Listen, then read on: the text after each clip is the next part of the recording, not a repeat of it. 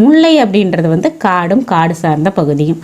அந்த காடும் காடு சார்ந்த பகுதிக்கும் உரிய தெய்வமாக யாரை சொல்கிறாங்கன்னா திருமால். அதாவது விஷ்ணு பகவான்னு சொல்கிறோம் இல்லைங்களா, அவரை தான் வந்து திருமால் அப்படின்னு சொல்கிறோம்.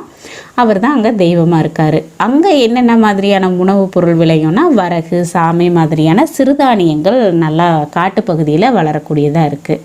அங்கே இருக்கக்கூடிய விலங்குகள்னால் மான், முயல் இதெல்லாம் காட்டுப்பகுதியில் அதிகமாக இருக்கும்ல.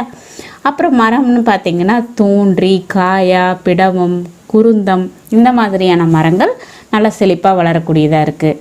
பறவைனா காட்டுக்கோழி, சேவல் இதெல்லாம். பறைனா ஏறுகோட்பறை அப்படின்னு சொல்கிறாங்க. காட்டுப்பகுதியான முல்லை நிலத்துக்குரிய பறை வந்து ஏறுகோட்பறை. அங்கே இருக்கக்கூடிய தொழில் அப்படின்னா ஆணிரை மேய்த்தல். காட்டுப்பகுதியில் மேய்ச்சல் நிலம் அதிகமாக இருக்குது.